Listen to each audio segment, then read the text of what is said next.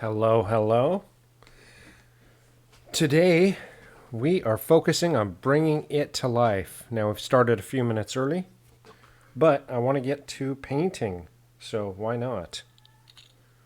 Today I'm going to be focusing a lot on my black dragon. We've been working on this for a while.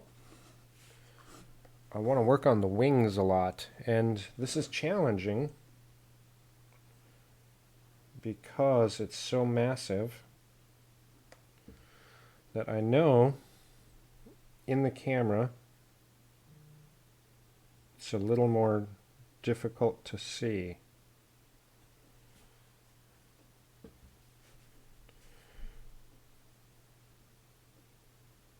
So, just to summarize, we started this bad boy out with a base layer of black.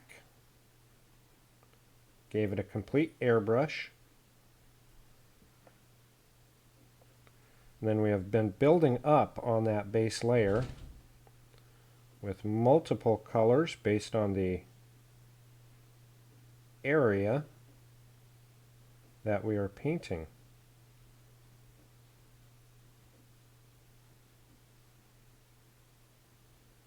And this one here for the wings is all fleshy and not scaled. So you can see the folds of flesh in the wings there. Hello, hello everybody.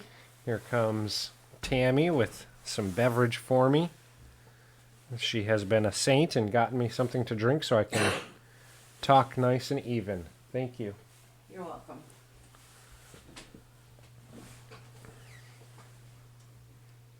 So for this fleshiness, I'm starting from that base layer. I am putting on brown liner.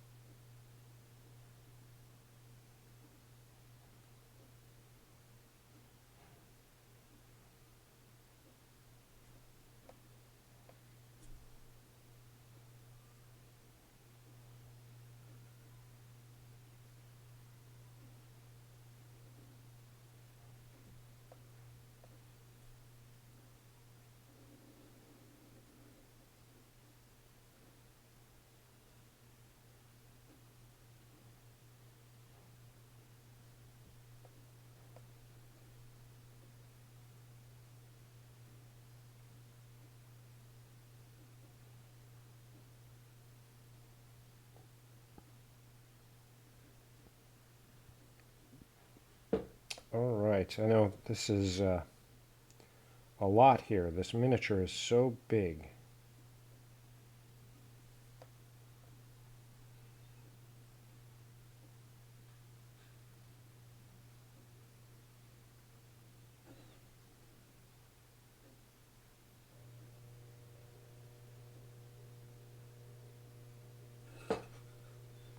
So laying this down is going to give a little bit, a very minimalistic variance in shade on that black.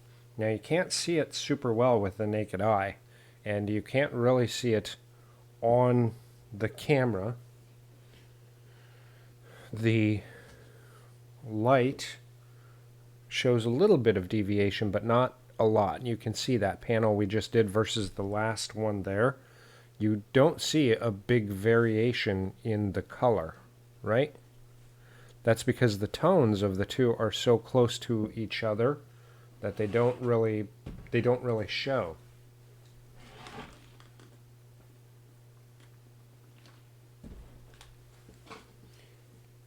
And that's what we want, because that's going to give us very smooth transitions.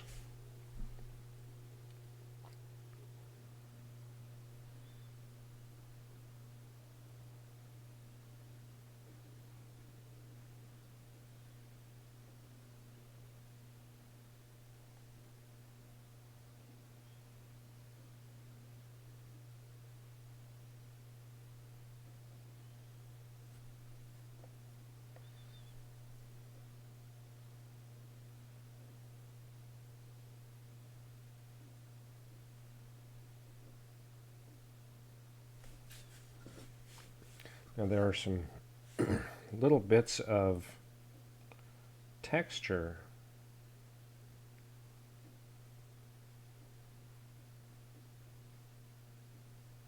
that you want to make sure to base real well, because those ones will highlight a little bit higher than the other locations.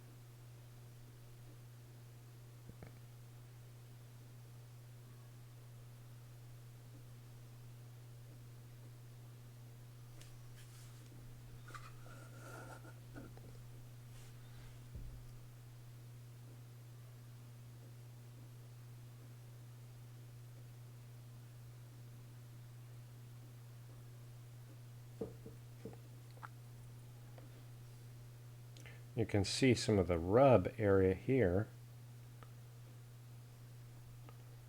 That's okay, because where that black rubbed off, our brown liner is going to recover it.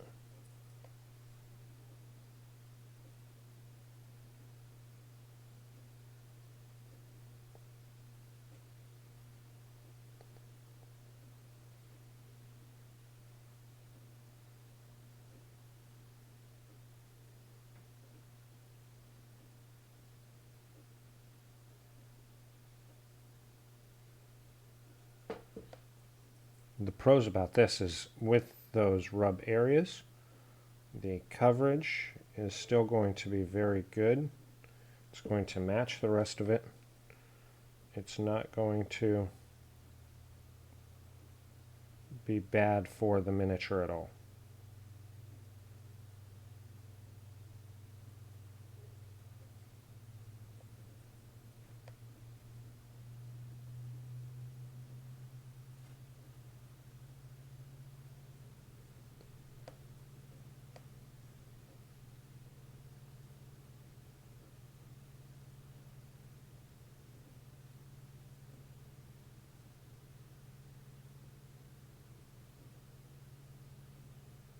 And you want to paint in some texture. You don't want to just cover.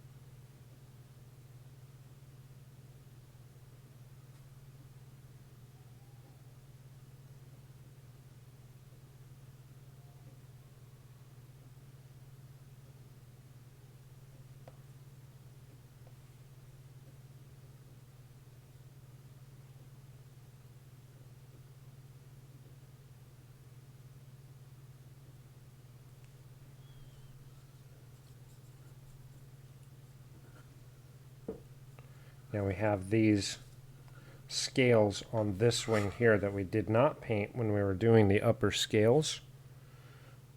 But that's okay, because we used a set formula, we can come back to them really easily and do them after the fact, after we get these wings done.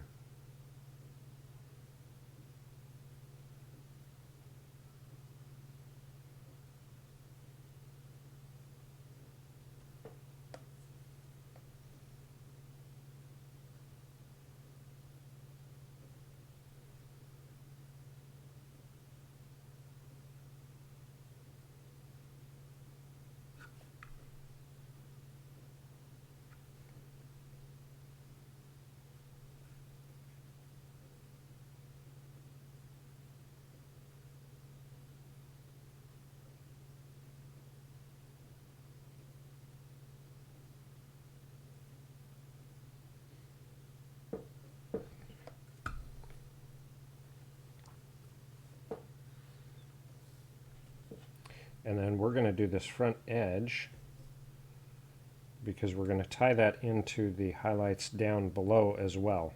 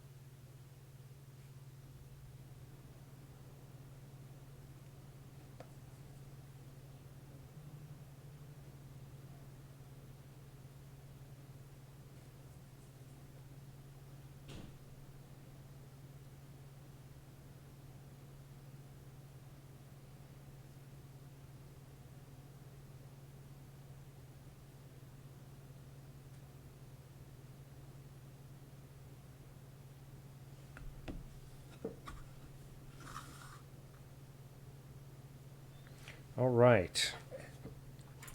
Now the next one we have, I got to get my mixing brush.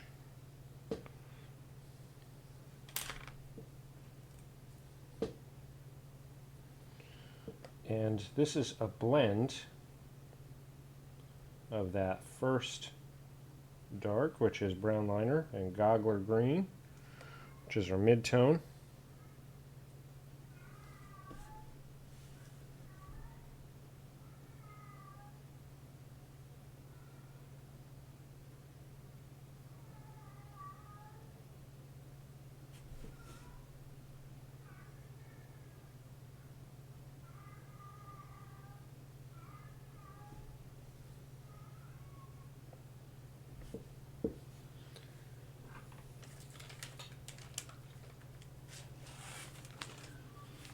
Make myself some notes on my colors.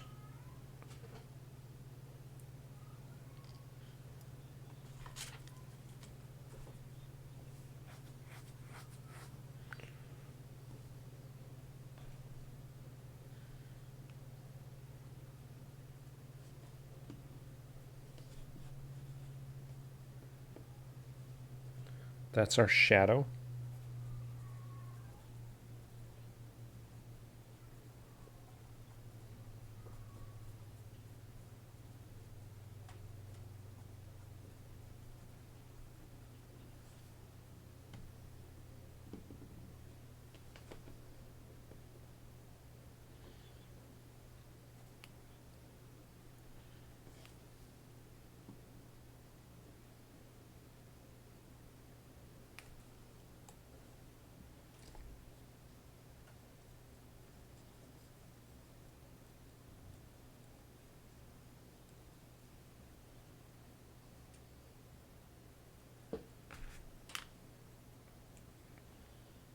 All right.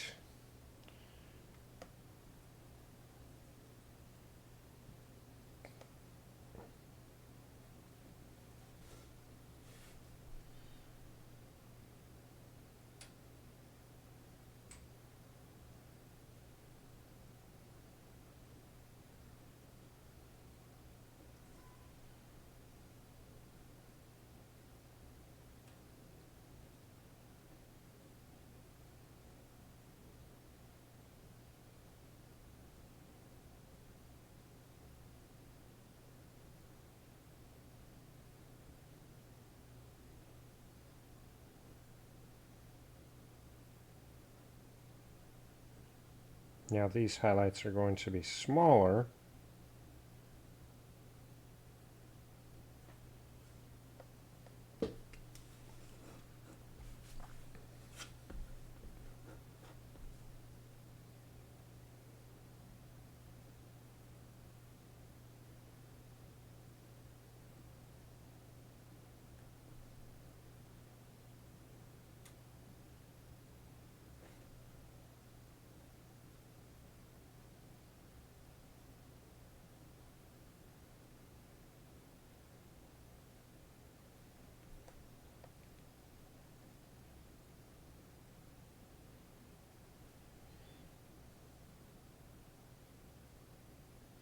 Now these highlights here we do want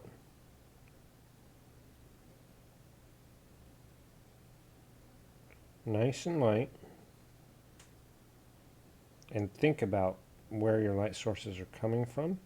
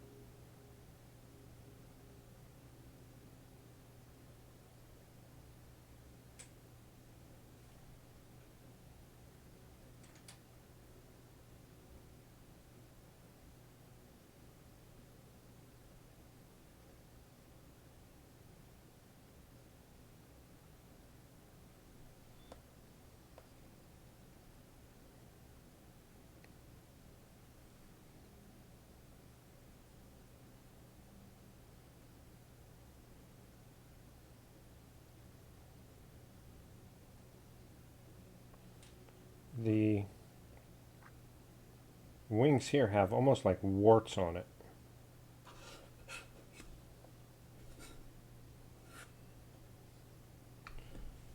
Okay, so now if we look at the variance from that panel to that panel, there's where we have the brown liner. There's where we've put brown liner and Goggler Green blend. You can start to see those tones. Now this is a black dragon. The thing with black is black still gets highlights. You still need to be able to highlight black. If you were to leave this just as black, sure, absolutely, it's going to be a black dragon. But by giving highlights, you start bringing it more dimensional.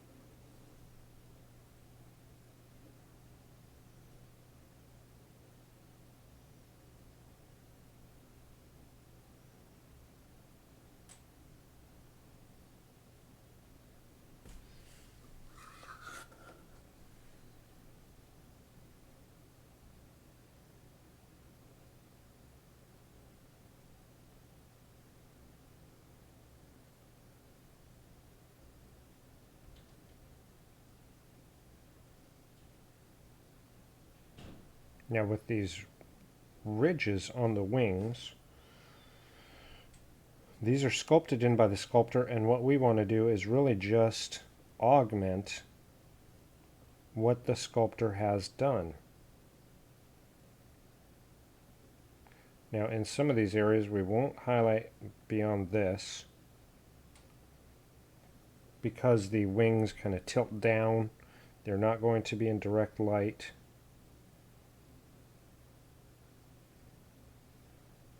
But overall, these wings will get an additional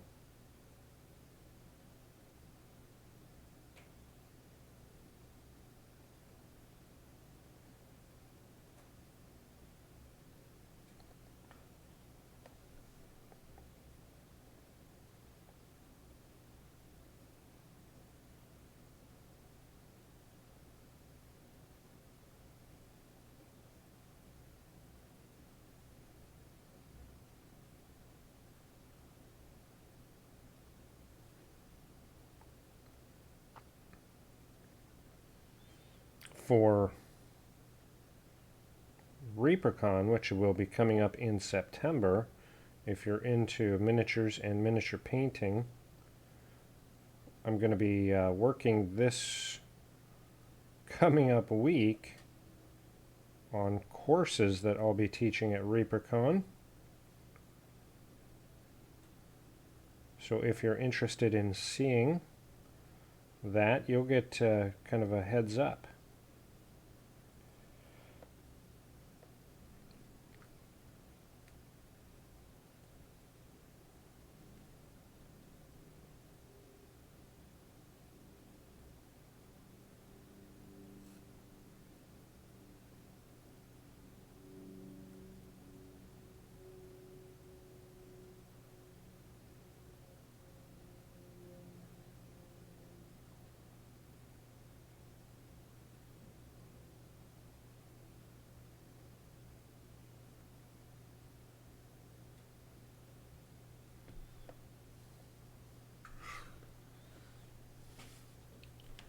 And this spot here, this is a super tight little area here, but it actually has some of the most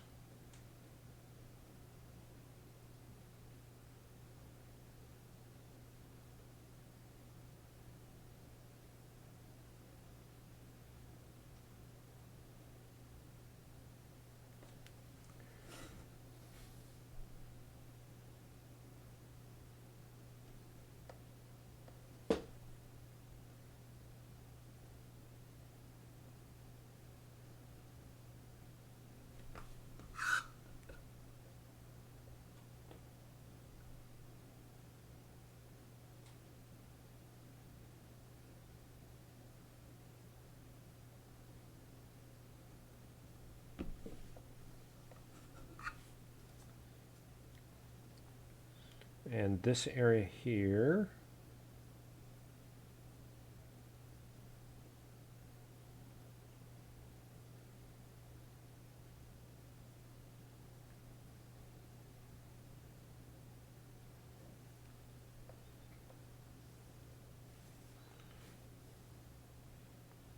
I know this is challenging to see in camera. I apologize, but it's just such a big miniature.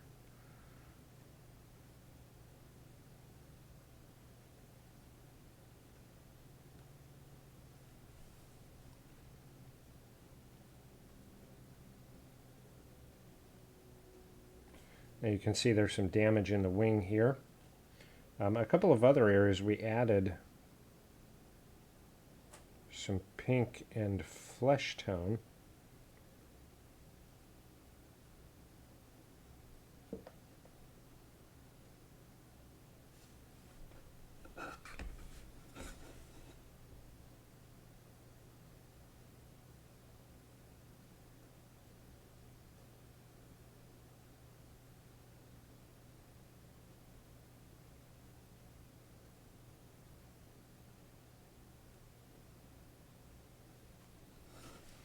All right, so if we look at this wing, where we have not gotten any coloring, this is just the black, the damage. We did add some pinks into, right, for that fleshiness.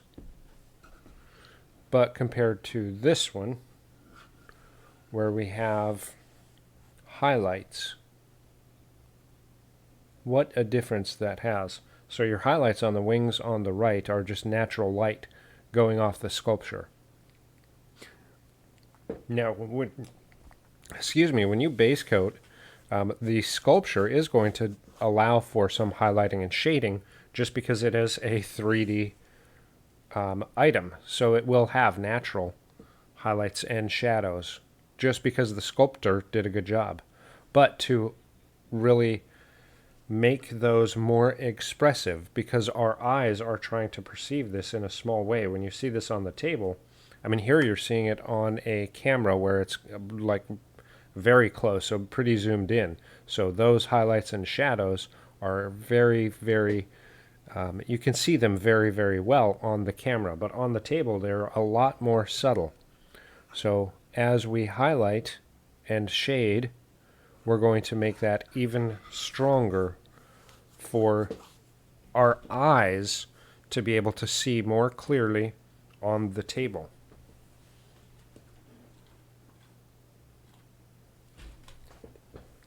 Let's just check and see. No questions in chat. That's good.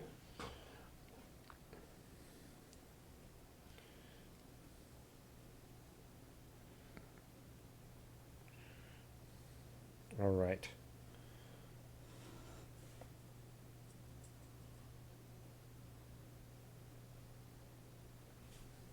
So next is just Goggler Green.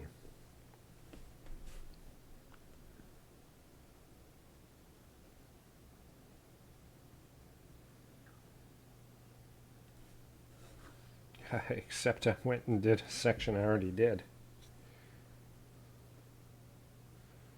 This one here is one where I experimented with a little bit different color. So this one is the one I want to highlight a little bit.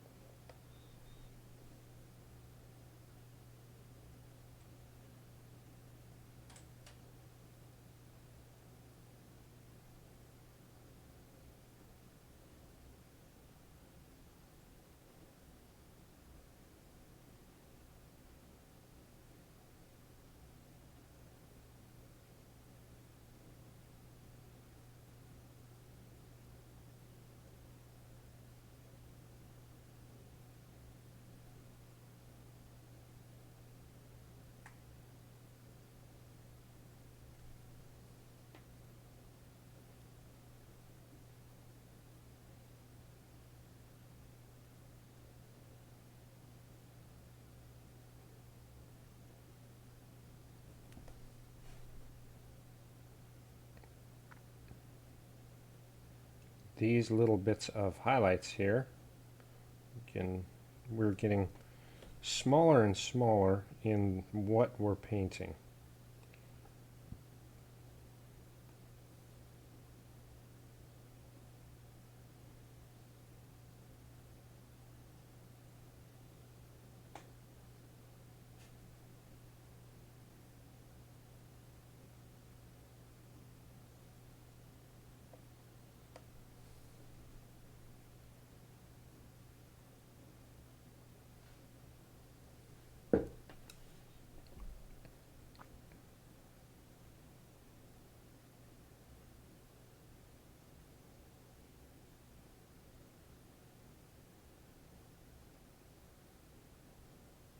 Now this is the last layer that I'll be using this size 2 brush on.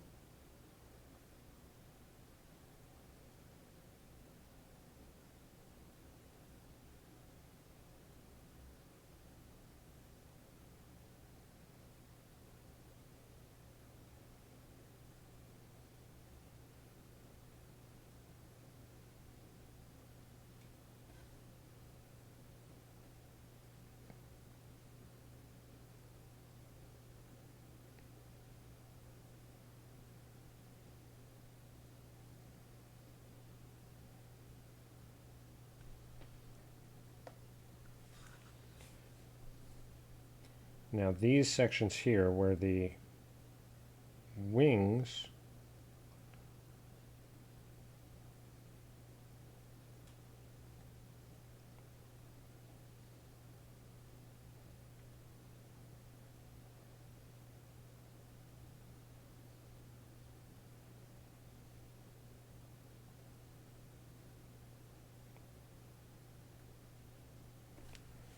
so these areas where you go under, these are areas where you've got to really decide how you're going to highlight, because your lights themselves are not going to be reaching them all. So you'll have some areas where you will not add your highlights. Now there are some additional things you can do to add reflective light, which we may do a little bit later.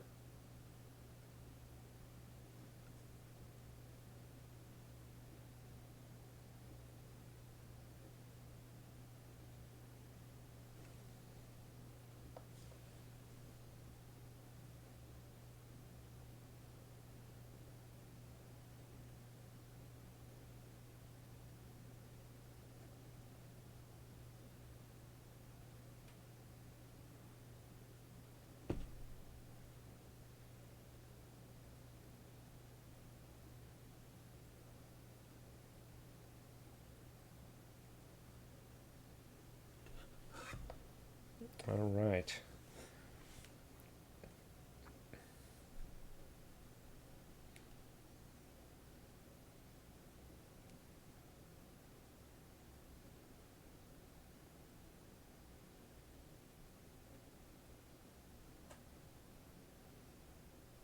Now some of these areas you can see I am not connecting the highlights from side to side, from end to end.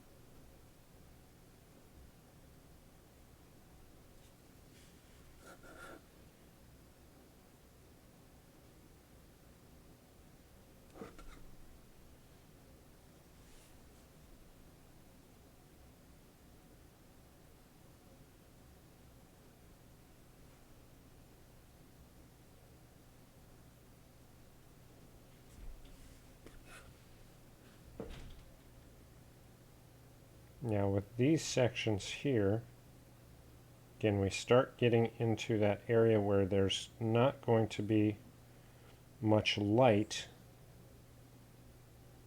hitting.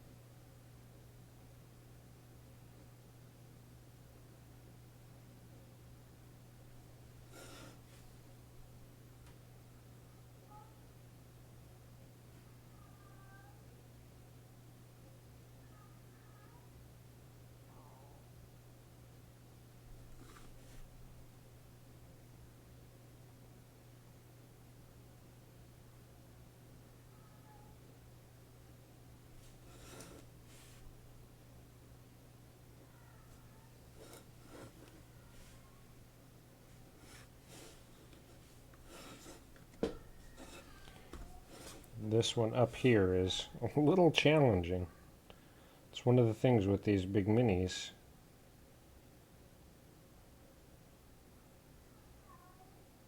Is a little challenging.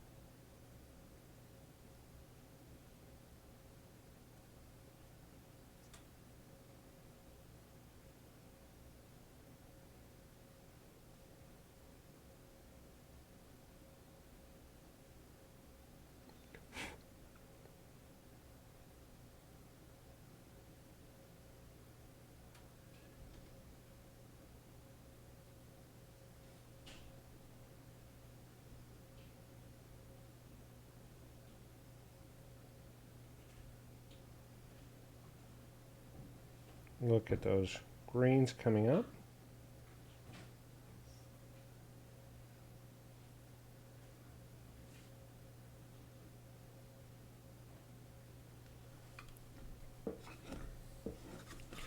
Now let's see the variants.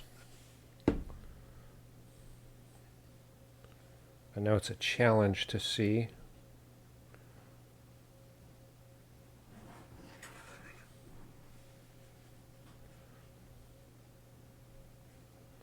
Now our wings, we're getting super definition on those. You can see the highlights are not as bright as what they are on the scales. Now that's designed for two reasons. One, the scales are going to be smoother and more reflective. So more light is going to shine off of the scales from our light source and less off the sleeves. And there is going to be a lot less reflective light off the flesh. So our highlights are not going to be equal on the two different substances. That's something that as people are painting black, they oftentimes don't think of. They try to do the highlights to the same level.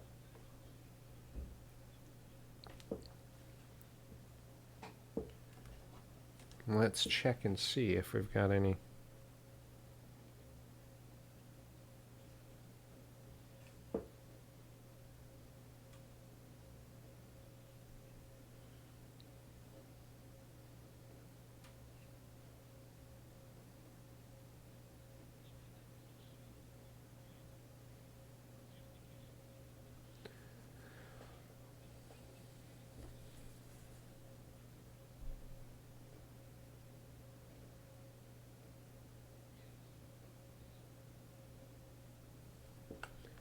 So because of, I was hoping to pull up a reference photo, but a lot of people will highlight up the same colors to the same levels throughout a miniature.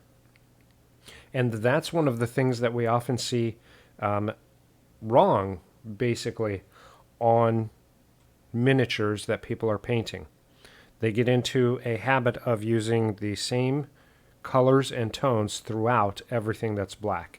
Now, sometimes that's not bad because you've got just a black cloak or black armor, whatever the case may be. When you've got multiple layers of black, think of things like rogues. Think of things like black dragons. Think of anywhere where you've got variants where you're going to have multiple layers of black. You want to highlight to different tones and different levels. With the scales, we had a different liner for our base and then highlighted up. That had an impact on our Goggler Green and then the highlight of the moss, the Highland moss. with the wings, because it's a flesh, it also is going to have a variance from the black into the liner, into the Goggler Green, and then into the moss. So we will add just a touch of our moss, and we're going to add a little bit of Goggler Green to that.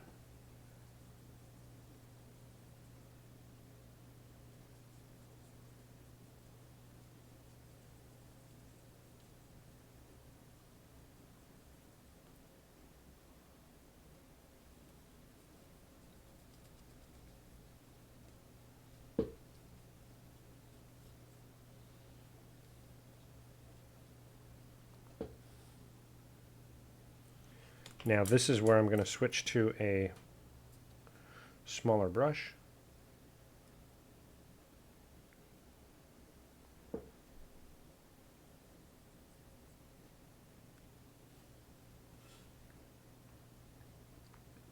Now this is where we really want to pick out the absolute brightest highlight areas.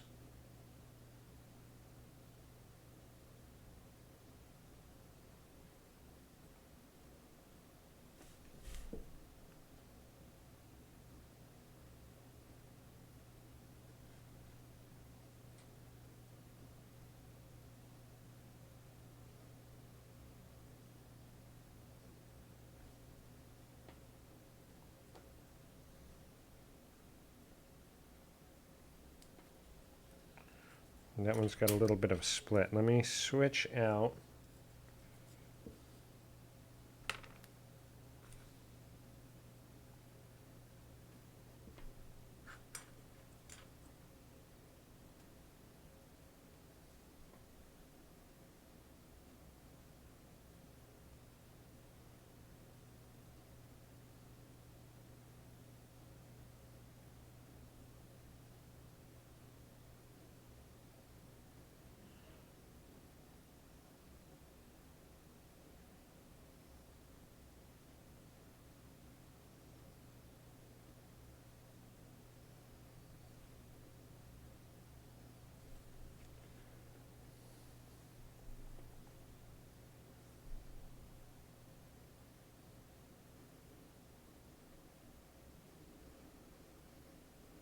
Now these little bits of highlight indicate where our light source is.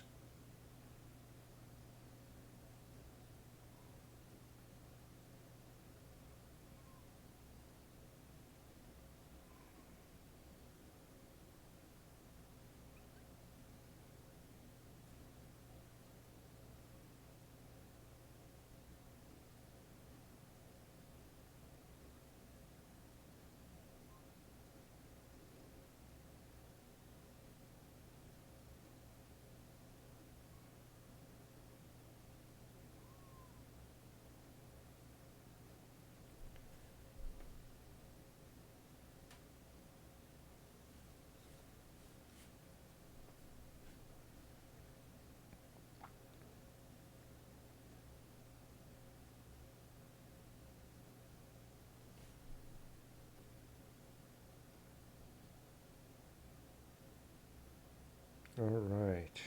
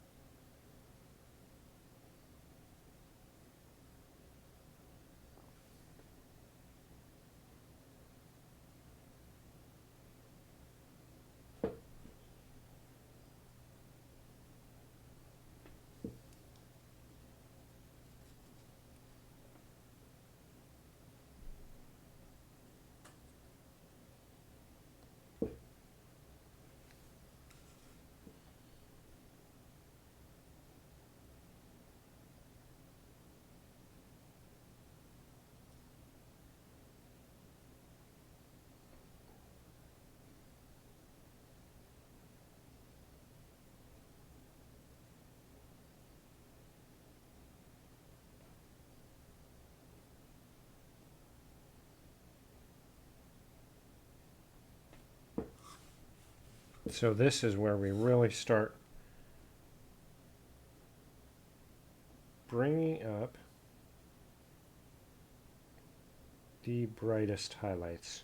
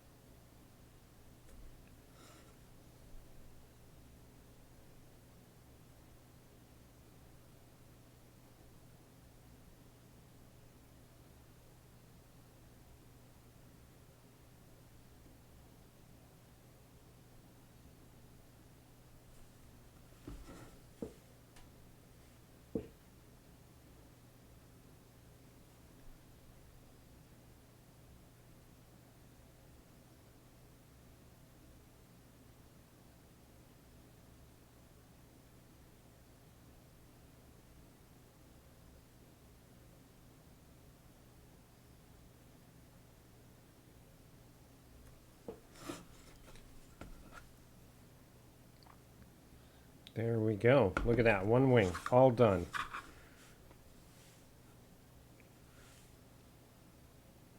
Now with these highlights, again, it brings it into the overall of the dragon. So we're highlighting with greens, but there are variants in the tone as well as how high we bring them. Because here we went all the way up to our Highland moss. On the wings, the fleshy bits, we didn't. So it actually looks like two different materials. Both of them are black. Both of them started out the same base color. But the wing versus the scales, you can see a massive variance in color and tone, because one of them is fleshy and has different reflective tones than the scales, which are going to be shinier and reflect higher highlights. We've called out a lot of the textures that the sculptor has put into the wings. And again, we're looking at this on a super micro level here in the screen.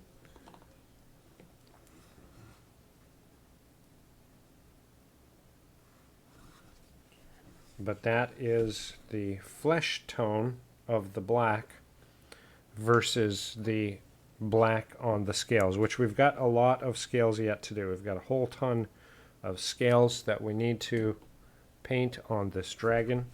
The colors are basic, so we've got the formulas written down. And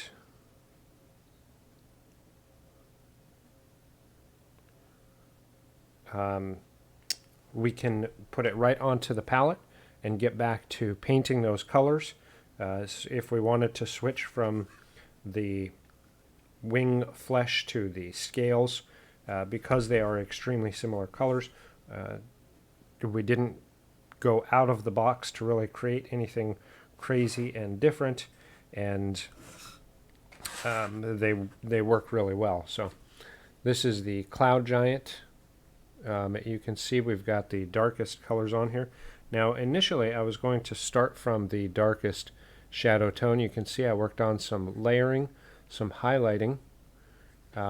Overall the figure has quite a bit of work on her already, but the problem is it's so dark on the table.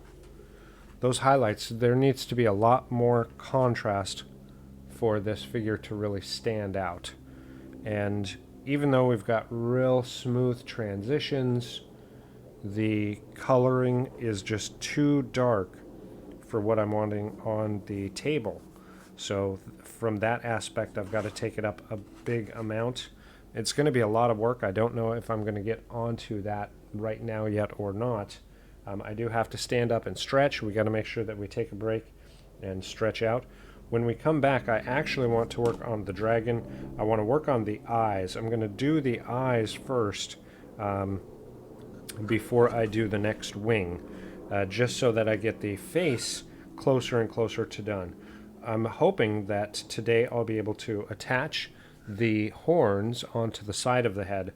Now to do that, I do have to have the eyes complete and the teeth. So we're going to be working a little bit on these horns, on the teeth, and then on this frill. Now this frill is going to have a little bit difference in color, so it's going to be a color bonanza. We're going to be kind of jumping back and forth because we're still going to be working on the wing on this side.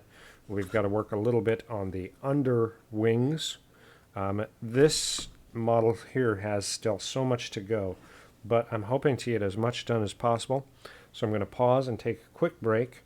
I'm going to leave the camera running here with a couple of miniatures in screen just so you can see what all we've got working today. All of these are miniatures that I would love to get some paint on. You can see we've got a lot on the workbench.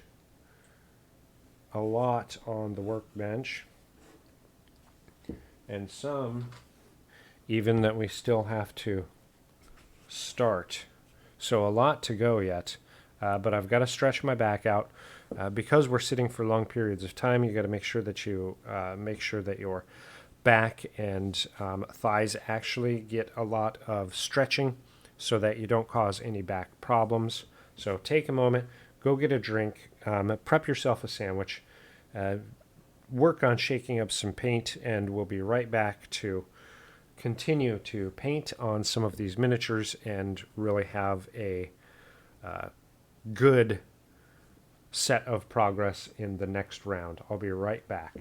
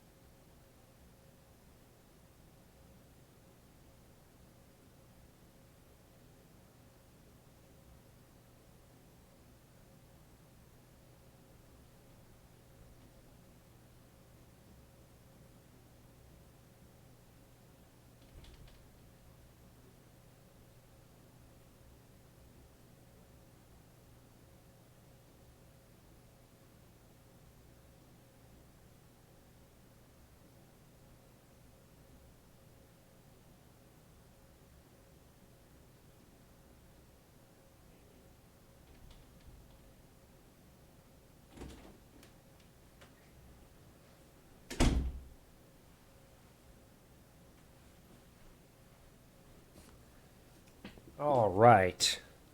Good stretch in. Let's get this camera readjusted here. If you joined while I was on a quick stretching break, I appreciate you coming. Let's clear off and get back to some painting. So many models to do, but I want to focus a lot on the black dragon and then maybe the tiefling because she's so close. If I get to a point where the horns on this black dragon are going to be done, then I'm going to finish out the tiefling because the horns will be the same for the tiefling as well as the black dragon for these outer curved horns. But first, I want to change it up, and I actually am going to do the eyes. Now, the eyes are going to be a little bit different from a regular Dungeons and Dragons a black dragon eye. And I'm going to achieve that through yellows. Now, I want these eyes to be extremely vibrant. So, to make extremely vibrant eyes, where I've already base coated this dragon, I'm not going to use the vortex because it's noisy, so I'm just going to hand shake all my paints. And you want to give a real good shake to your paints. You want to make sure that they're mixed up really well. Your vortex is the best thing for it. Just a few seconds on the vortex and it shakes them up really well. I just have a very old vortex, and it's something that here in the studio we will get an updated one at some point, but it's just so loud that until I get a new one, whenever I'm on screen, I am going to just hand shake so that it does not break the decibels. Oh, and there we've got a stubborn one. We need to use our paint pokey tool. Make sure that it's nice and clear. There we go. So for these eyes, I am using a highlight yellow and a neon yellow. Wipe off that paint pokey tool.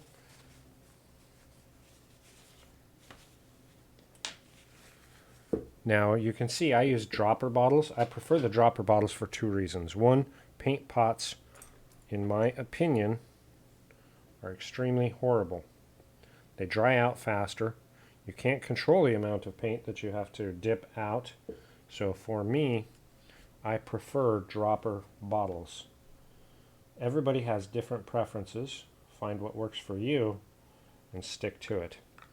So on these eyes, we've actually painted some flesh tones and pinks around the eyes. I want to be very, very careful of the eyes themselves. So using just the tip of the brush, I am going to paint the eyeballs proper.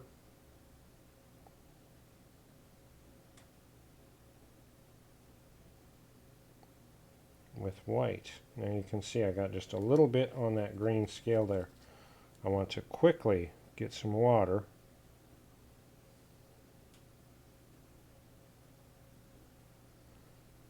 and pull that up.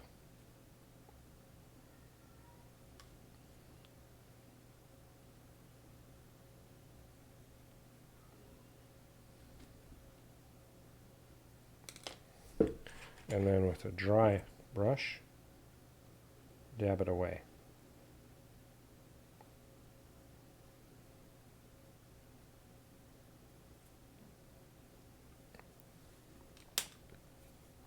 So we're back to just the green. So there we've got a white eye. And it's a pretty small eye. Got just a little bit more to do. I'm going to be a little more careful with putting paint on my brush so that I'm not hitting those scales. I want to use just the tip of the brush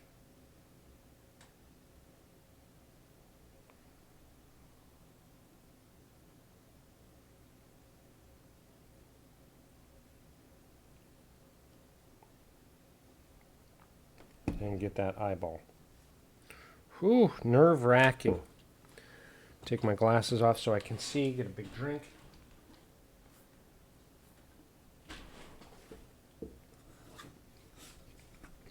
And flip to the other side. Again, just getting some white on the very tip of my brush as much as possible. And then painting just the eyeball itself. Try to avoid getting anywhere we had pink, that we put the fleshiness around. I know this is not the best angle for the camera. I apologize. But getting a white eye on our dragon. Now the reason I put down white is because I want to block out. White has the most opacity. It is extremely opaque. It has the best coverage of any paint out there. And of course it's light colored, so it's going to block out the effect of having black and then putting yellow on black. So we go with white, we give it a little bit to dry, and then I'm going to go in with my first yellow color. Now this is also going to be the same process. Just a little bit on the tip of the brush, and then I'm going to go in and try to, as carefully as possible, I know this is not coming across on the camera as well, just because it is so big of a model, fitting it under the camera is a challenge. And I am going to be doing the eye right over top of the white with our bright yellow.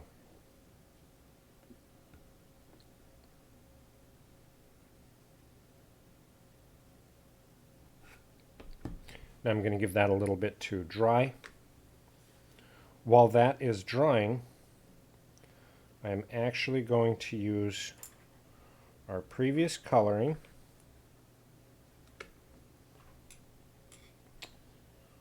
Where at is my size 2. There it is.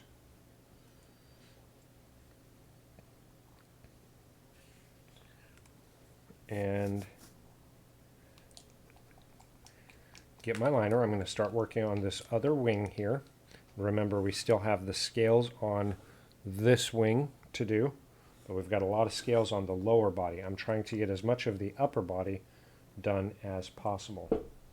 So brown liner onto the palette. We still have some of the blends from the colors ready to go. So this one here, I am actually going to be laying down the crest part before I go into the wings.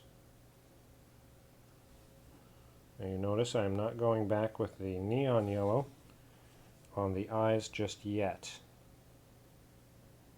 I want to give that yellow a really good opportunity to dry.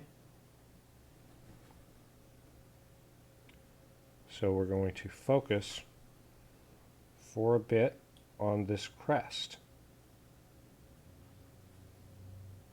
Now I do that to just showcase that we want to give plenty of time for the paint to dry. Now I know that yellow is nice and dry, so we could go back to it really quickly and easily, but this is again just a reiteration. We want to allow all of the layers that we put down to dry completely. So don't hesitate, pick something else and go after it. Now I am just doing these spines basically, and not the inner fleshy crest parts.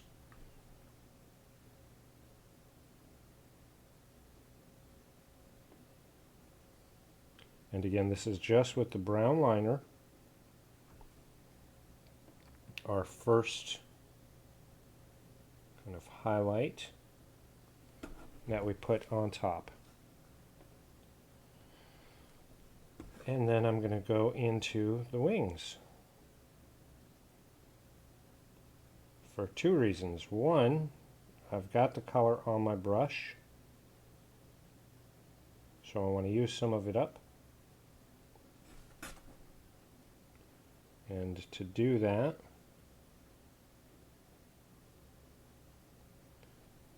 this is a good way to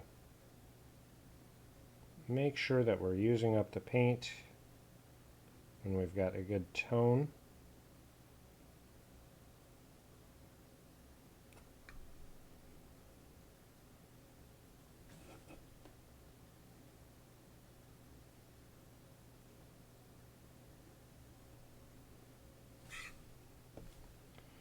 And two, it allows me to change it up a little bit. So I'm not just focused on one thing.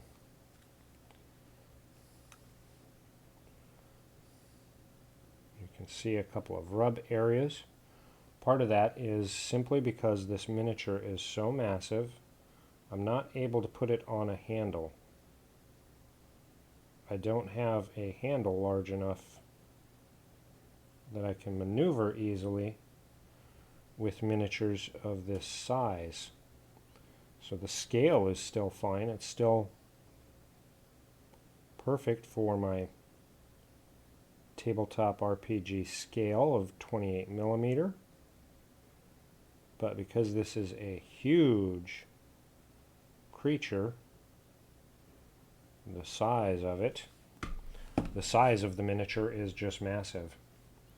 So occasionally what I'll do, and we'll probably do it after we finish out the wings, is give it a quick seal with a matte varnish.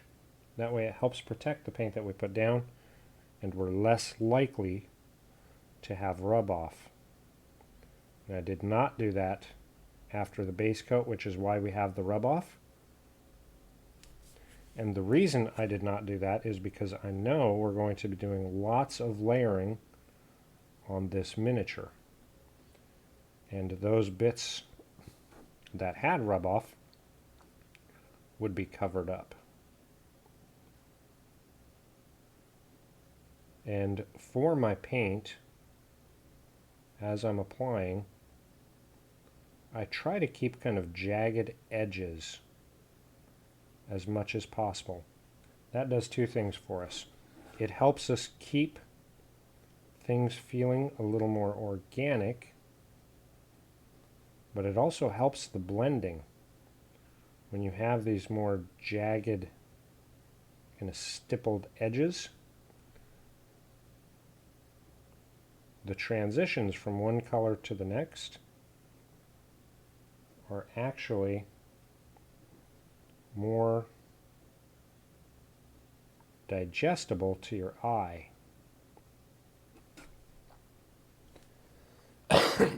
Excuse me. So keeping some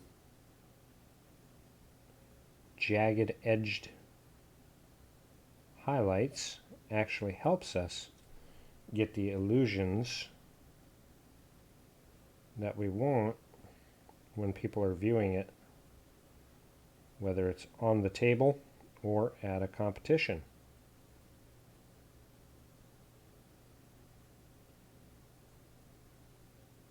And of course, this miniature here is just for tabletop use. I'm going to be using it in some of my campaigns. I have a couple of campaigns that have black dragons,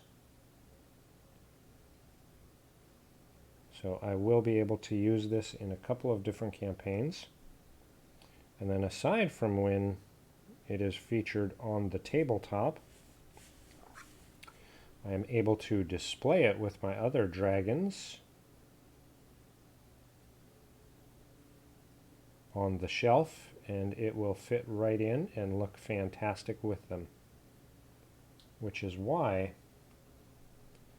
as I'm painting, I'm not, even though I'm doing a quicker paint job than what I would do for a competition piece, I'm still trying to do a fantastic, smooth, clean paint job, because it will be on display with my other dragons.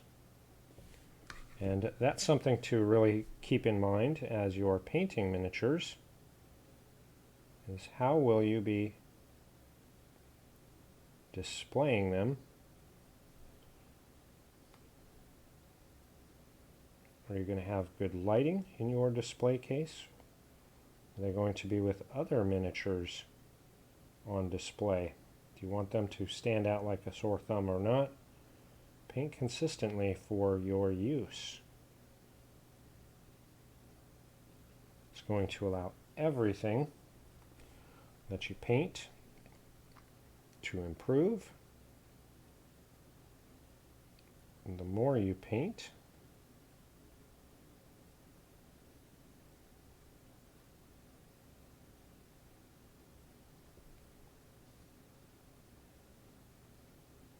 and you'll start seeing whether or not you have a really distinctive style. Which for me I do. I tend to do a lot of darker colors.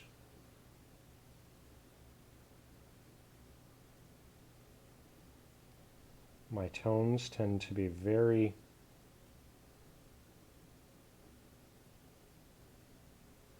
warm and earthy, which is why I love some of the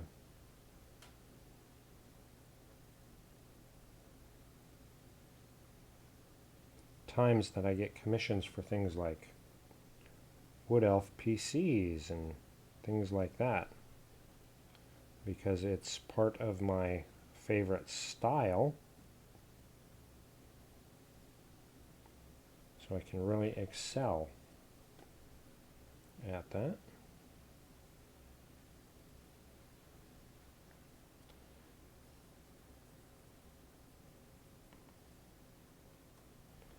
Blend that up just a little bit, thin it down just a touch.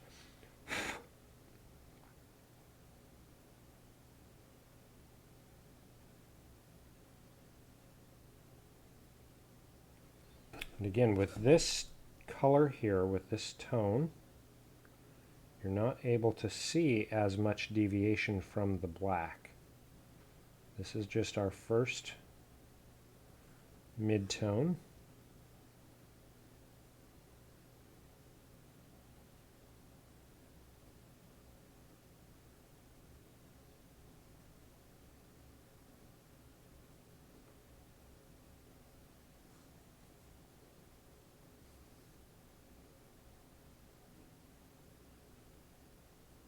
And it should blend really well with the black base coat.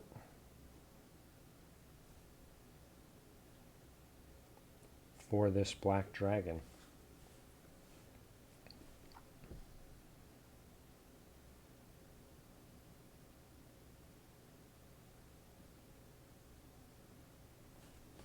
And with this black dragon, the first campaign that it's going to be used on is going to be, so it has a lair. The party will be confronting it in its lair, and its lair is actually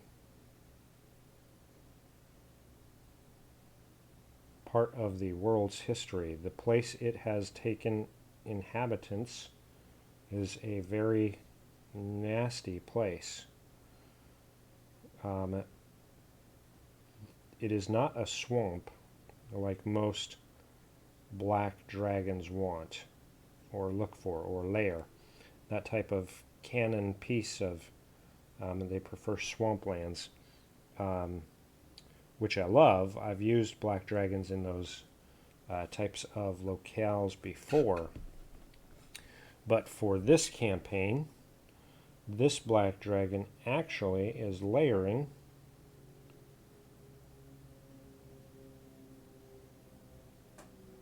in a former, what used to be an ancient now, nuclear power plant.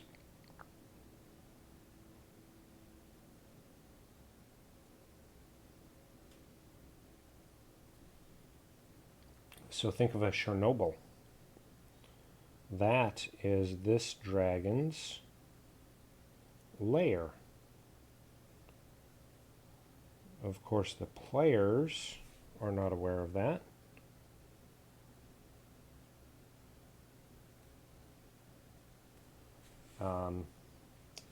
But as they had vowed to go and take care of this black dragon, they were given a large lead case with some runes on it and asked to get a rod out of the location and to place it into a bag of devouring. So the rod is actually one of the control rods right out of the nuclear reactor. Now in game they've only spent and they're just closing out their first day. When they're in there for 24 hours, they will begin to make Constitution saving throws, because the nuclear fallout, of course, is going to have a big impact on the characters. Depending on how long it takes them in this area will determine what types of effects it has. They've already gotten a couple of clues. They met a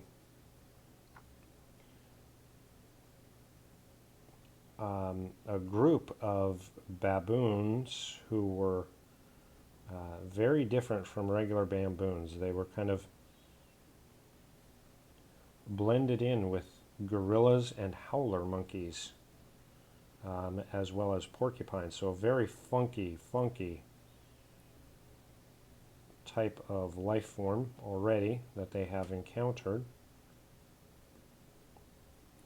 And then a seer who lives in the area and is making his way back to the temple where he hopes to die in peace, or what they believe is the temple. Got a little bit of a fuzz there. The temple is actually not a temple. It is the nuclear reactor, or nuclear power plant.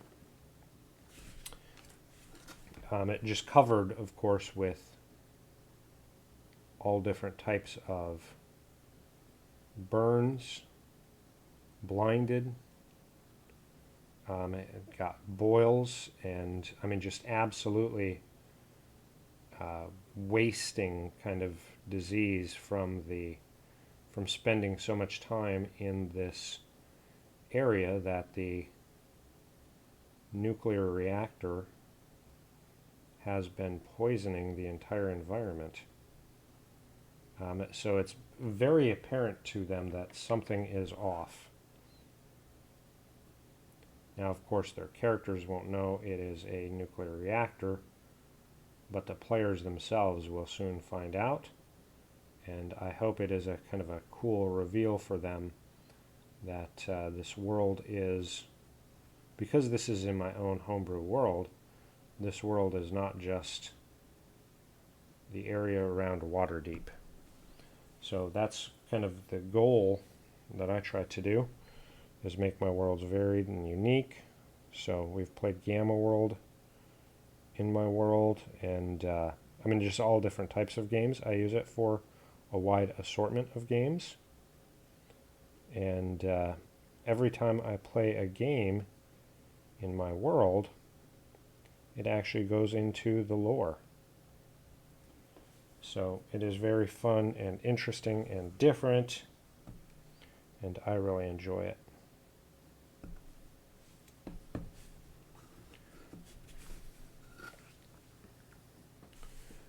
You can see the amount of paint that we use on these large figures. I actually need to get a little bit more of that liner because I've used up the 4 drops that I've placed down.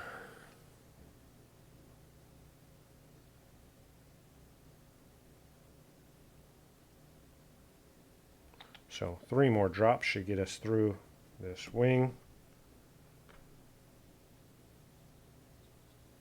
Clean that brush out really good.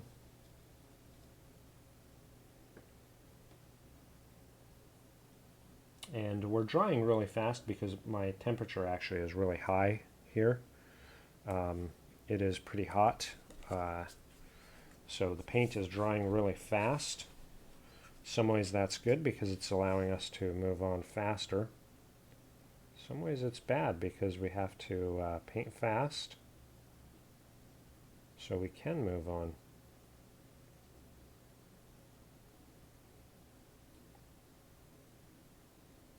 And again, my goal is to finish out the outer wings, the face and eyes, that upper crest or sail.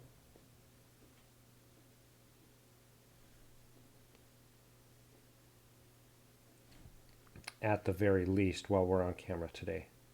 So in some ways the fast painting is good because it should keep us on track to hit the goal. We definitely want to hit our goals in getting some content created and sharing some of the tips and techniques and everything.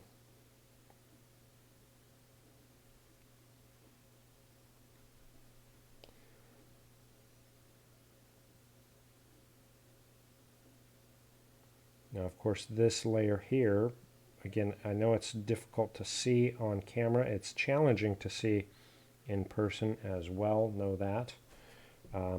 But it is so important because our next one blends right into it. So super important to really get this laid down, keeping our shadows pushed in and highlighting the areas of the sculpt that were laid down by the sculptor. And we want to connect this in with the scales.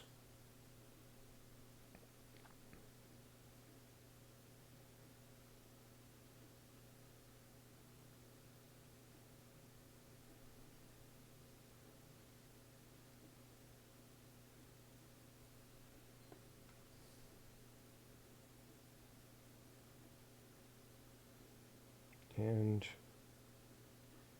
really highlight some of these details via our light. Now I've done both undersides on that upper portion but not the undersides of the wings because there I am going to actually add in a different color because we want the underside to be different. So there is our first layer on those wings, nice and done. Now I'm going to go back and do the eyes. We're going to finish these out. So we've gotten the white, we've gotten the bright yellow. Now I'm going to go through and do just a little bit of neon yellow.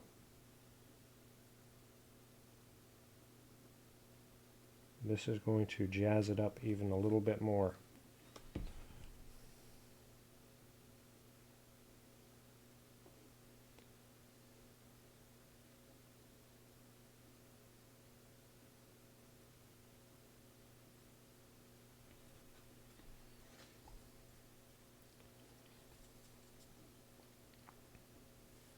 And just make those eyes, I mean, really, really bright. Now this is the funky part. With a dry brush, I'm going to get just a little bit of the yellow, and I'm going to dry a lot of it off on the cloth. And I'm going to dry brush a little bit of yellow around the eyes.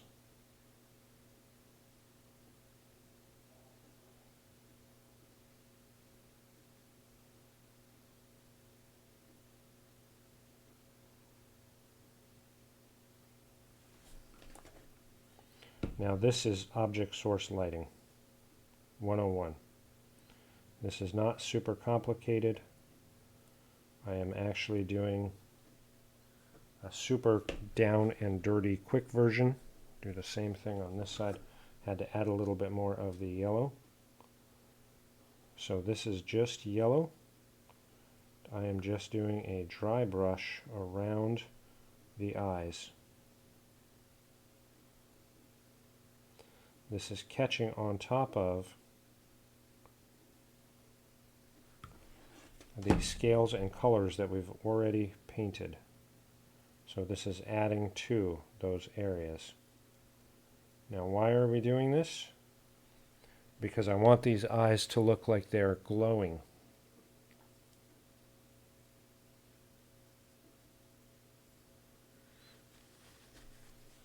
Now I'm going to do the same exact thing with the neon yellow. But this time I'm going to do even less and just the absolute closest to the eyes. So this light is not going as far. And because it's even less,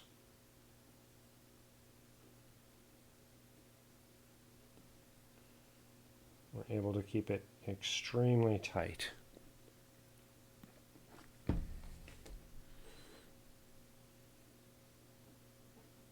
So I know it looks funky on screen, bear with me, we're almost there. Now with that neon yellow, I'm going to take that and I'm going to mix it 50-50 with white. The pure white that we put down first on. 50-50. I'm going to dab a lot of the moisture out and just very centered on the eye, I'm going to add that in. That will give us a great center point.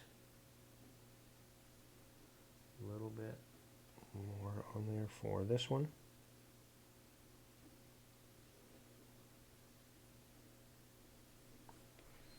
And super subtle, super subtle.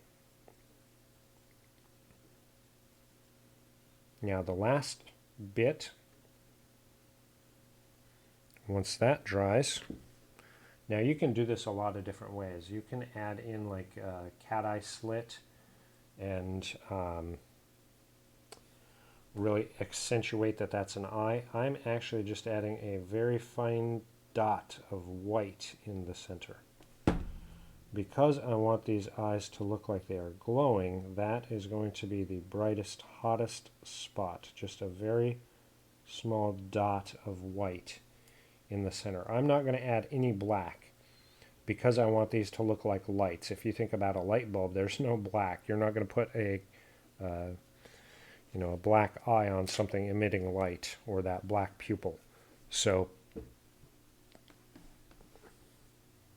and again, when this is completely done, you'll be able to see it on Instagram. But that gets our eyes complete.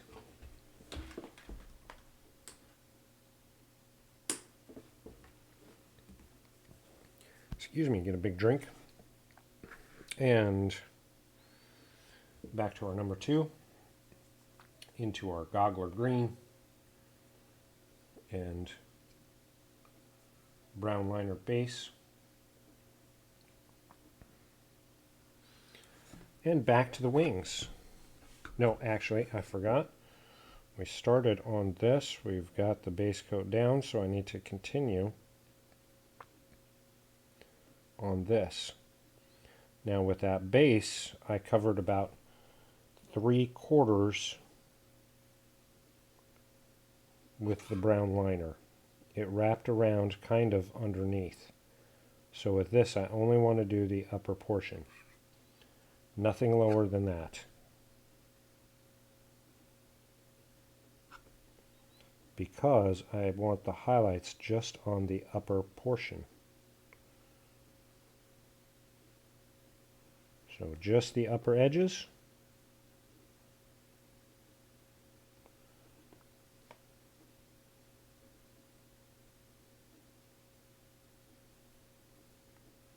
Missed a little bit of a mold line there. All right, now on to the wings. Because that crest, that sail, I also want to be like the wings where the spines are covered with flesh. I want to have the same color palette. So we'll emulate exactly what we're doing on the wings.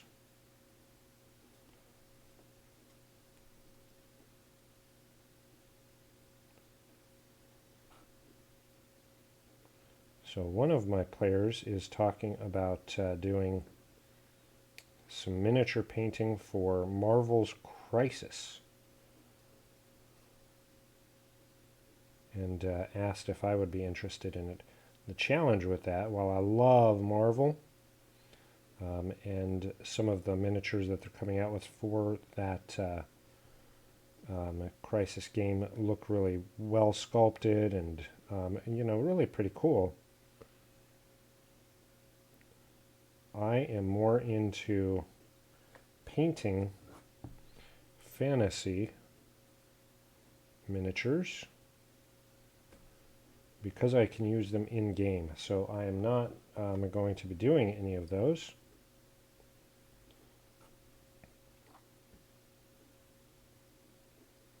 At this point anyhow, I'm not planning on doing any of those. How's that? Better qualify it. I'm not planning on doing any.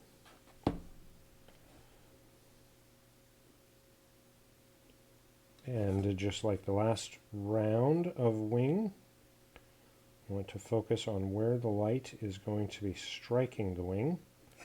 Because there's a lot of curl in these wings, I definitely want the shadows to remain the darkest areas. There again, we want to highlight what the sculptors have put in. So really thinking about how that light is going to play in, knowing where our light source is should dictate where we're putting these highlights.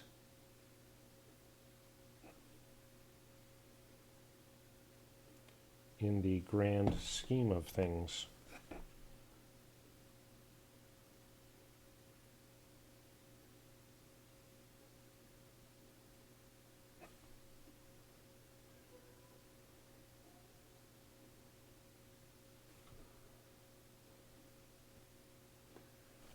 And then as we're laying down these highlights for this bit, we can start to plan where the next layer of highlights will be. And because remember, that one there is going to be the second to last highlight that we do on these areas. So we've really got to be cognizant of what gets those highlights. Where do they go and why are they there?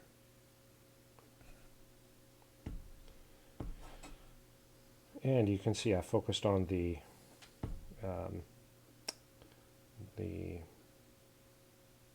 stretched areas over the wing bones first before I jumped into the fleshy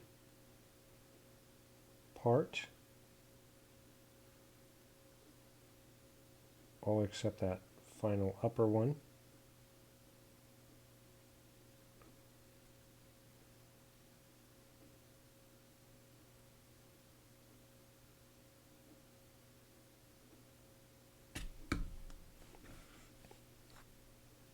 Now this is where we're starting to really see some of the actual highlights that we're dropping in. They're really showing up on the miniature, on the model. Our eyes can easily discern the paint. At this point, the color, where before with just the brown liner, wasn't quite as apparent.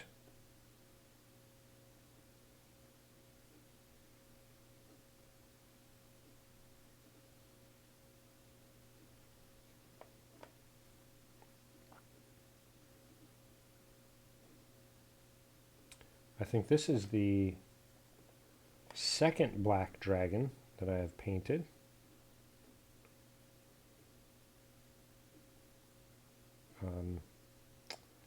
The last time I used purples and blues to do the highlighting, and I thought it worked out really well. It looked a little more like nighttime, I think, just because of the purples bringing in that bit of warm color. It didn't stay super cold or cool. And then, of course, those purples really help bring in some reds, so it gives it a little bit more, I hate to say alive, but a little more fleshiness, maybe is the right word, to the miniature. But it really came out really cool. Not cool as in the tone, but interesting in the color, because it did. It really looked like night time, just based on the colors that we used. I thought it was very interesting. Of course, I love playing with different colors. For 2022, that's what I'm pushing myself with, is doing more colors. Trying to be a little more vibrant in my palette, because as I said, my forte is really a deeper, warmer, earthy colors. I love painting in those tones. So for this year, I've got to push myself and try for some warmer colors. Not warmer, more vibrant colors in coloring.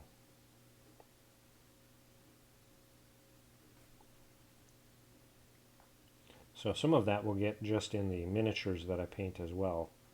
So like that cloud giant is a great example. I am not very often painting variant skin tones, so painting blue skin tones is going to push myself a little bit.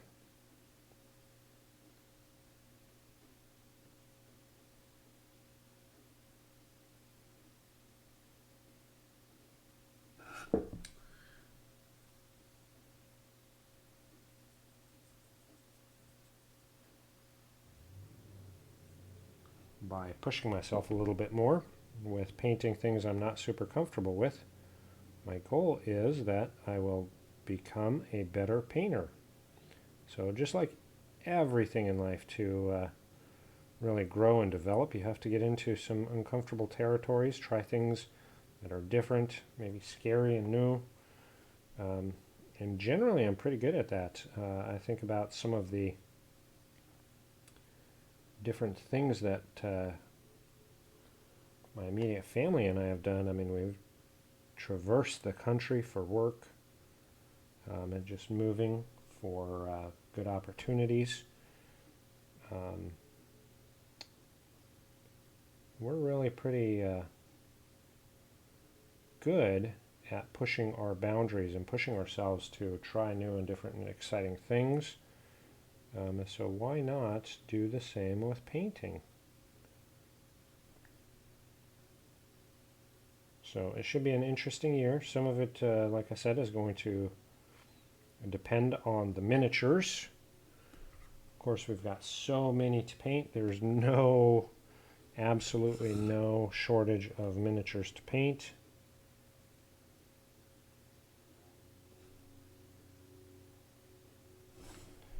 Just picking out ones that will give us good challenge and allow us opportunities to try things that are new and different and unique. One of these times I'm actually going to, so I know Reaper Challenge League does a great job of course, challenge us in different things, trying select palettes, select colors, things like that. But one of these times I'm going to do a random poll, and maybe on like Facebook or Instagram or something, one of the socials anyhow, and really throw myself out there to the masses and say, what would you like to see me do, and have just the community pick out some challenges. I don't know if it's going to be with a set miniature or colors, whatever the case may be. Should be a good, fun, and interesting challenge.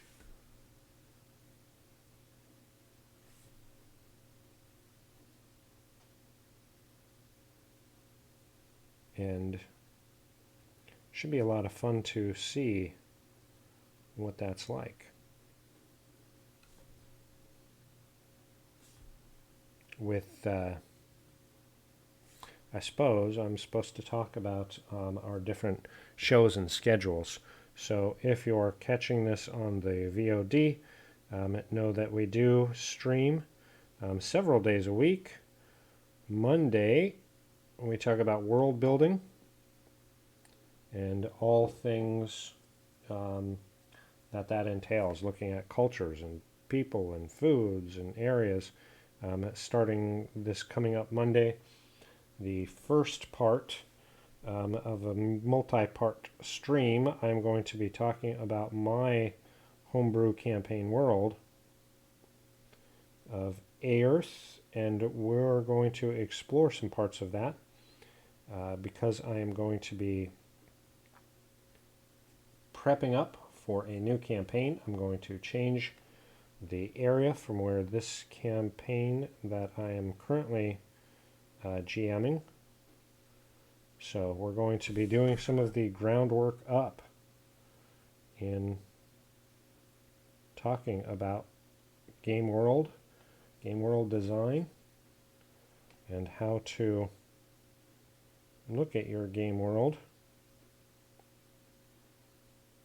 to make it unique, different, fantastic, and integrate your players and their characters into it so that they feel like they have a stake in your game world. Ooh, look at that. Look at that. Getting closer, getting closer. We've got another mix to do before our final highlight on those wings and that part of the crest.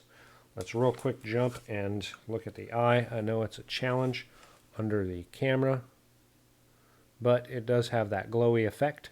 That yellow really augments the green, but stands out enough that it looks really cool.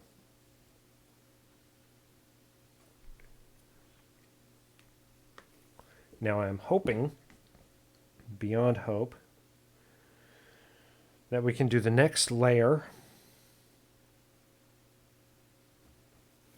and then finish out the facial area so I can get the horns attached. I'm going to grab those horns real quick. I've got them just over here. Let's pop these on the board here. So, his wing is blocking. So there's its horns. You can see them in all their curved glory. Once these attach onto the dragon, there are parts that are blocked out for us to be able to paint, so I want to make sure that there's nothing that we need beyond those. Nope, that'll look good actually.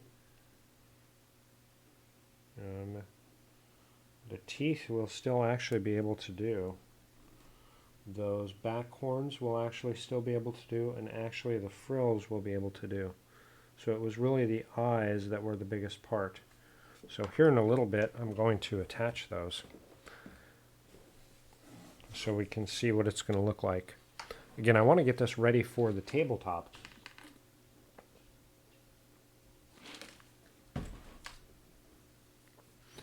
In time for the game.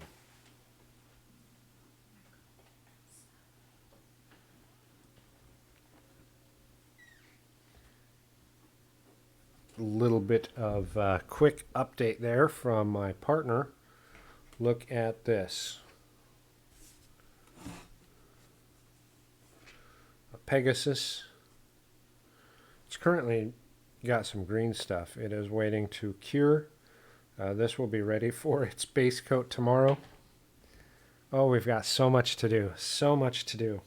Let's get back to it. This is the last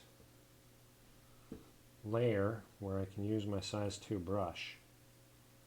Now we had the heat turned up a little bit here in Texas, so I'm located in Houston, Texas. We had a pretty good cold snap.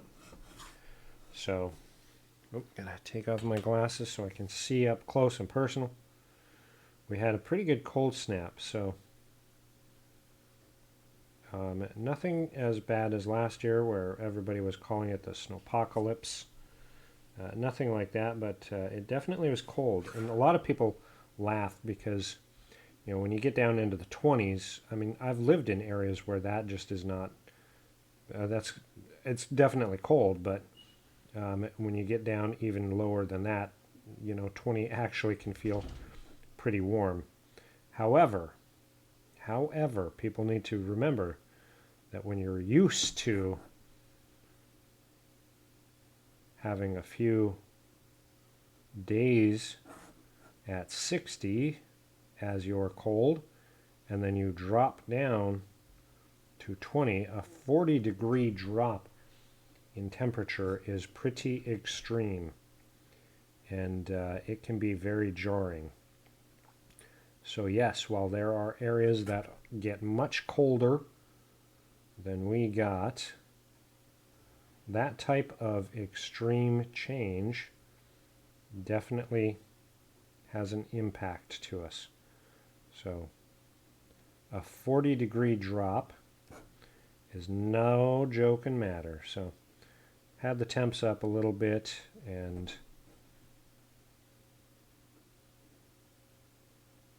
just making sure that we're staying nice and warm. So again, here you want to really be purposeful in where you are popping these highlights. With these wings that curve deep underneath, you have to really be cognizant of what do you want to reflect that light shining.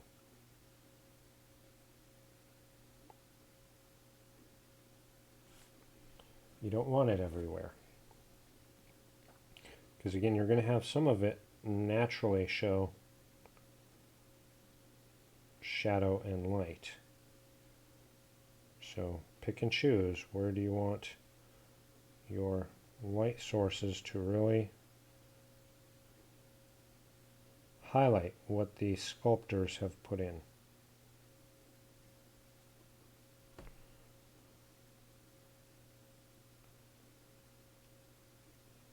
And then adjust them in size accordingly.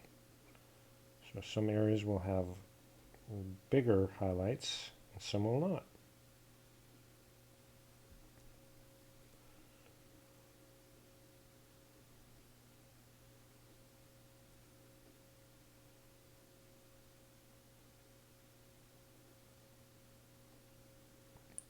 So earlier I realized I wasn't doing as much talking on the stream. I apologize for that. But when I paint, I love to have music going. So I had my headphones in. And it's a good way for me just to kind of escape and focus on the miniature. But it's not great for streaming. So again, I apologize. I was not as vocal. Just know it was just because some great music was playing in my headphones, and music can just take me away. I'm a big music fan. Actually, looking forward to this year's Motley Crue concert. Been looking forward to that for 2 years now. Of course, the Rona had its way for quite some time.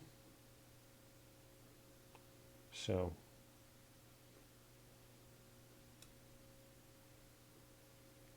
here's a fun little tip as you're doing some of these paintings.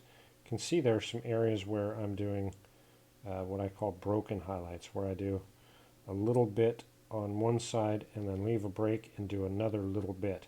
It's another little trick you can do as you're painting to show variations in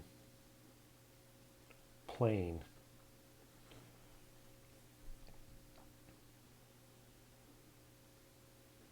I've been able to do those types of things with some really good success, and it adds a little bit more of, I hate to say realism, but realism to the miniature.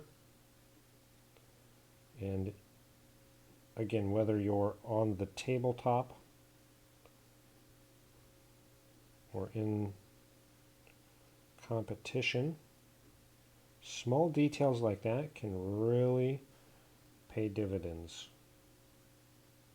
Don't be afraid to experiment with different techniques like that.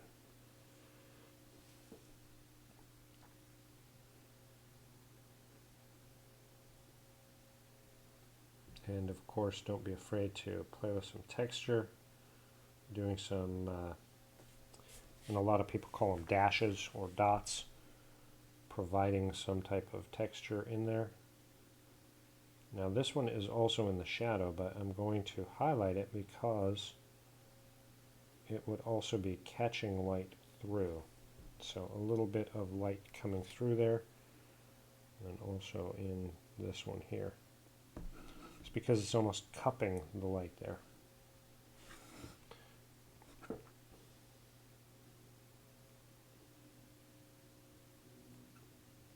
And then thinking about these lower bits, where is the light hitting?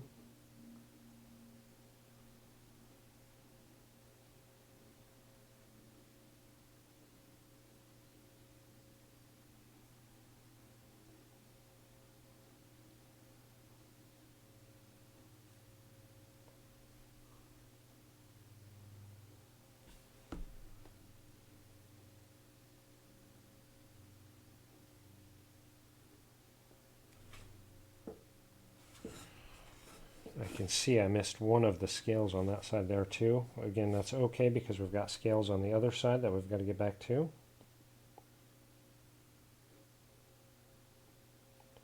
As well as a lot of scales on the lower body. The scales that we started around the head, really the focus was to kind of finish out the head so that we could get the figure completely assembled, with the horns being a big component of that.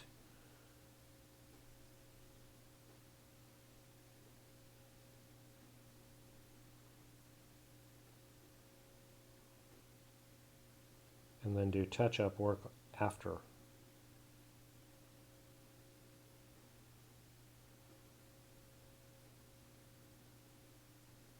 And then just little bits through this arm.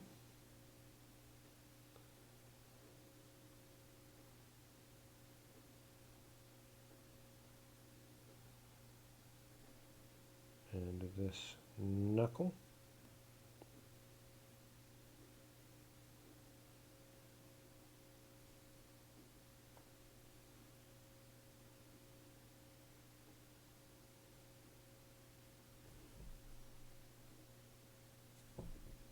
Make sure those are nice and connected.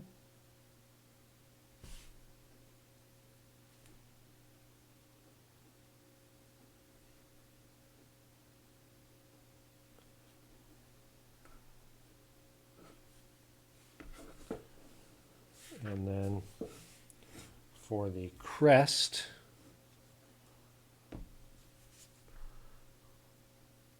super specific, smaller highlights.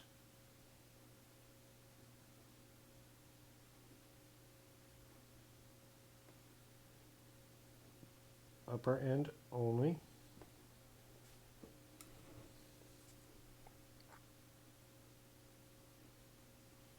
Of course, these are going to blend with that lower level pretty well. Actually very well, because it is a blend of this color and the previous. Just like that. Now, Uber select highest highlights, a 75-25 of the Gobbler Green and Highland Moss on the wings will finish us out.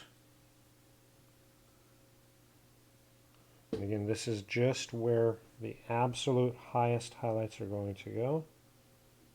Where is that light striking?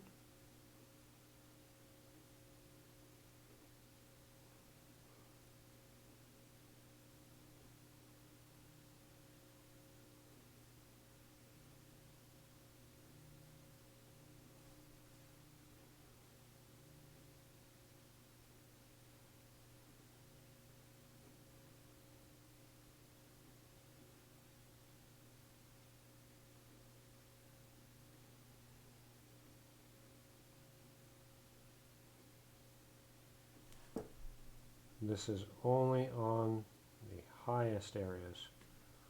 So none of those lower areas will get any of this. This is only where the direct light would be hitting. Nothing else. Actually going to thin that down a little bit just so we've got really good thin paint.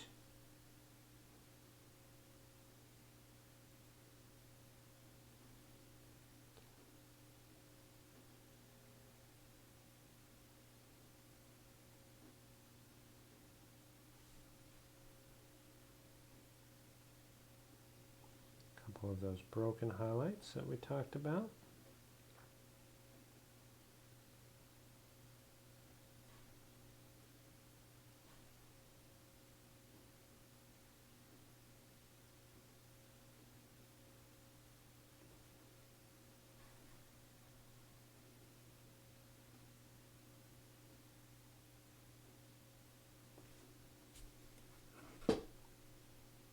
Just a little bit here and there. Again, we just want to highlight the areas that are getting that direct light. And even with that, it's still pretty minuscule.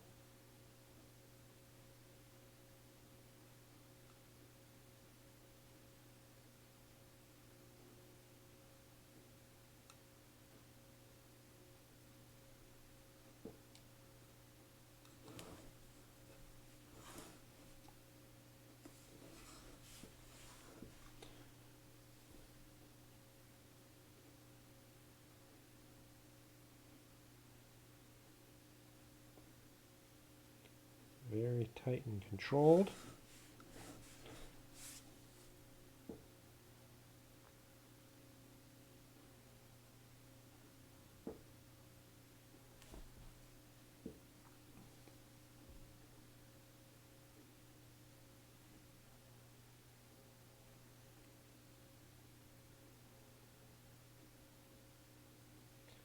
Again, none of that under area will get any of this because you don't have any direct light going on it.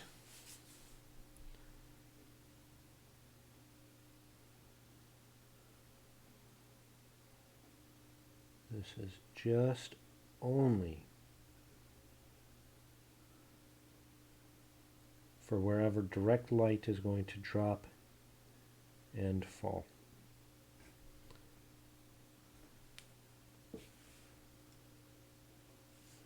Last place we need to use this one, you guessed it, on this sail or crown.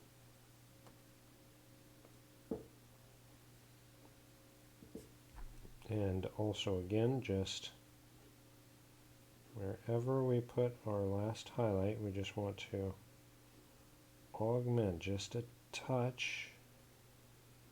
This is where we're building in some of this texture and calling it out, highlighting it up. You know, some of it is so minute.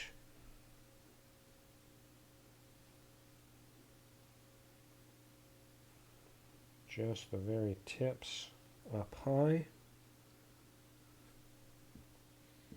on these ridges or spines.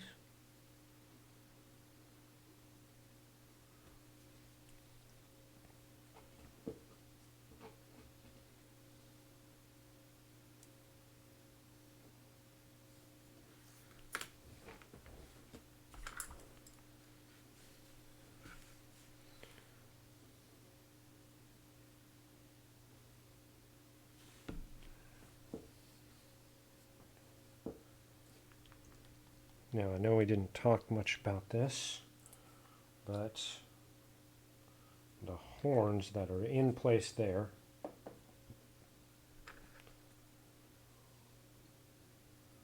we did with linen white, and then we did a brown, shield brown wash. Just to finish those out, I'm going to grab my linen white, thin it down quite a bit. I'm going to go through and touch up some of that with a nice watery thin bit of linen white.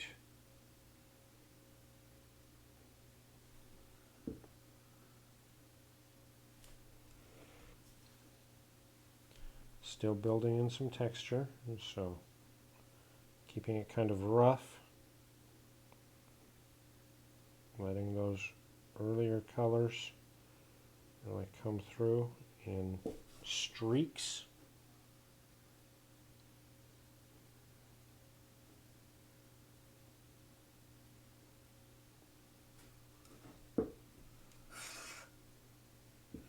This is going to allow us to finish out those bits of horns. In addition, I'm going to look at the mouth a little bit. There are some exposed teeth that I'm also going to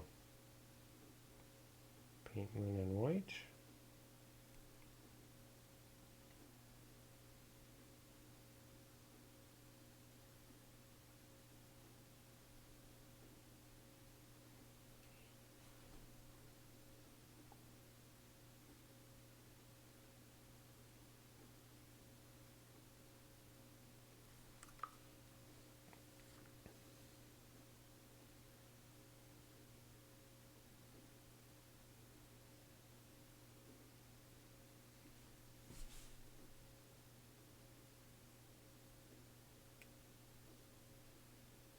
Now these are a little more challenging to see.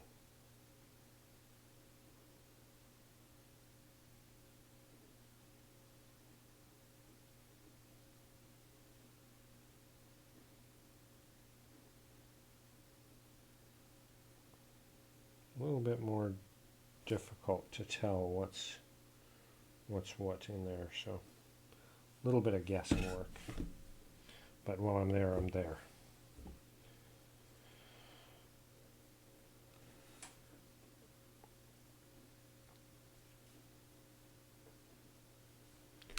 Now to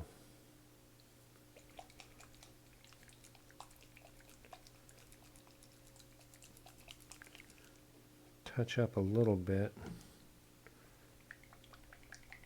on the wings.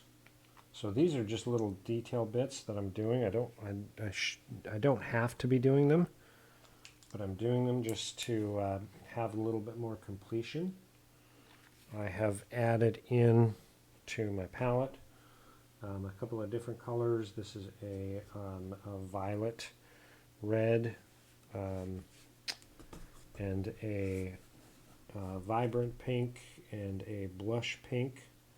I'm going to go through and just do a little bit of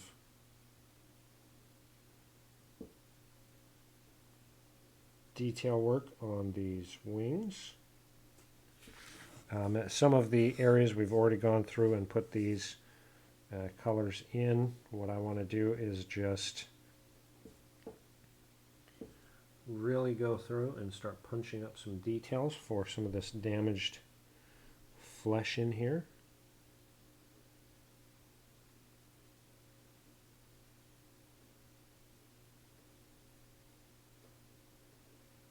These are areas where the wings got some damage and some of this kind of torn fleshiness and scarring. So I'm just laying in some of this.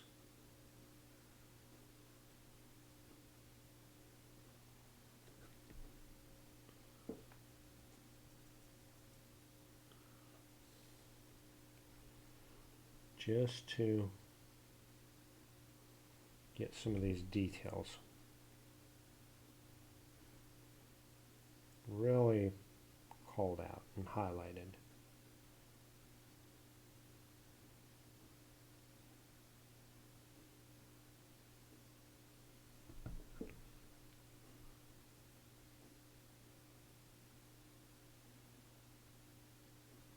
Just little bits here and there. They've got just a couple of these little things. I see a big rub area. See a couple of big rub areas. See, there's my challenge. I need to get this bad boy sealed so that as I'm moving through, I am not rubbing off some of these rub areas.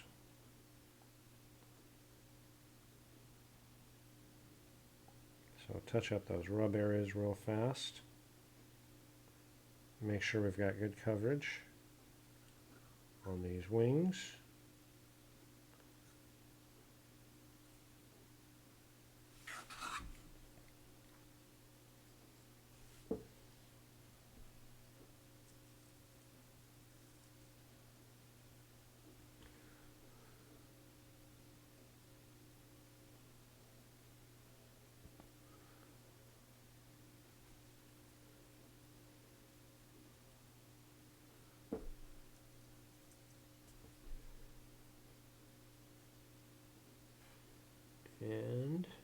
And just some detail stuff we're doing. I'm putting some of this violet red over top of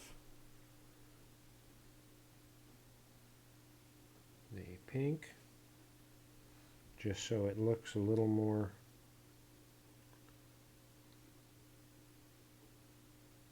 older in some of the damage. Some of it's healed, some of it's a little fresher, some of it's not quite as fresh. Some of it's right down into the meat. So I want to call some of those details out. Now with those horns, because I still have some pure white on my wet palette, I'm going to add just a drop of white into that pure white, which is a real vibrant white. And I'm going to just edge a little bit of pure white onto these horns where they would have the most rub. That is going to make them really stand out and be vibrant.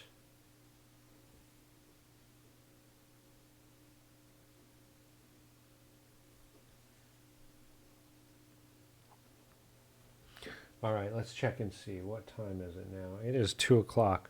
So generally we go until 4. However, I am going to need to do a break. I want this all to dry, and then I'm going to seal it. Just because I'm seeing now I've got the wings. I've got a lot more to do on both the details for the wings. I'm going to touch it with just a touch of the blush pink here and there once this wash dries. So I'm going to go ahead and add, I'm going to wait on that actually. But I want to seal it after I get this blush pink. No, yeah, let's do the blush pink. Darn it. See, I'm talking myself out of things. So the blush pink, our size 0. I'm just so worried about doing some of these rubs here I do not want to rub away any of the paint that we have applied down.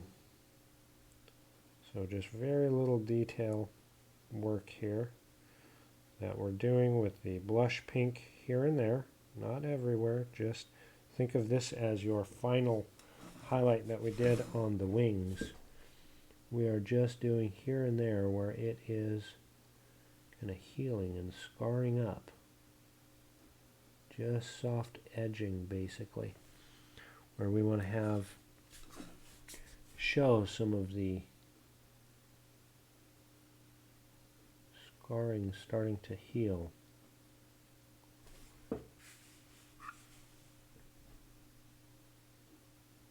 Just little bits here and there.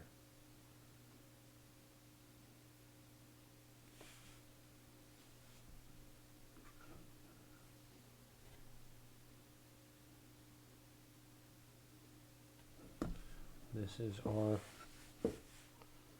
brightest color that we'll be adding in on these areas.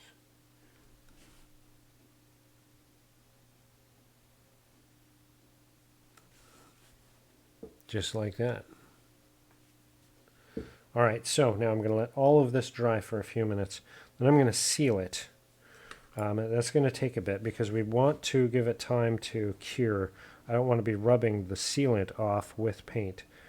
So I'm going to seal this and then attach the horns onto it. The challenge with that is that means that we can't touch this for 24 hours. So while I'm doing that, I'm going to end the stream. I may come back if possible when we're going to work on the Cloud Giant or possibly the Stag and Wolf. Maybe the basing of the dragon. Maybe the Pegasus, maybe the Tiefling. I don't know. We'll see what we have time for. But I hope this has helped as you look at coloring black and painting black. Looking at multi-layer, similar tone and color, but different